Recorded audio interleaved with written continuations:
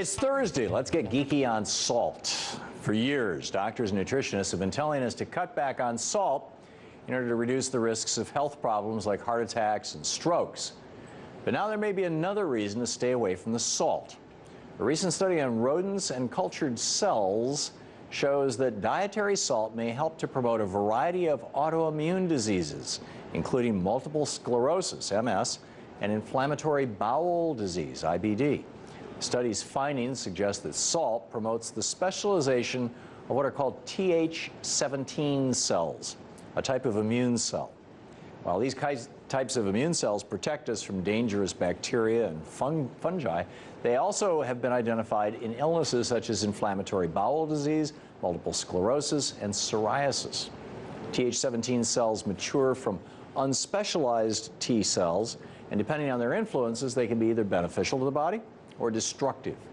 Researchers at the Yale School of Medicine found that people who said that they eat a lot of fast food had more Th17 cells. And as we all know, fast food contains large quantities of salt.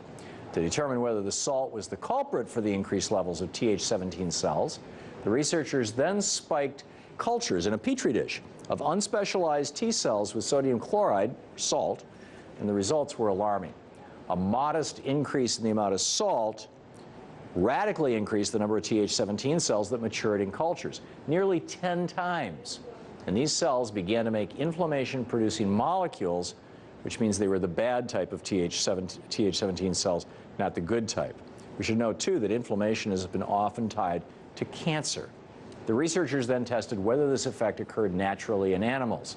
They prompted mice to develop EAE, which is a neurological illness in mice similar to MS in people, and it's fostered by the bad type of Th17 cells. Some of the mice were fed meals that contained about as much salt as the typical Western diet, compared with mice that lived off a low-sodium food. When they compared the two, the mice that consumed the high-salt Western diet developed EAE sooner and had more severe symptoms. The medical implications of these findings could be unprecedented. Cases of autoimmune diseases like MS and type 1 diabetes have risen dramatically over the past few decades, and large intakes of salt could help to explain the trend.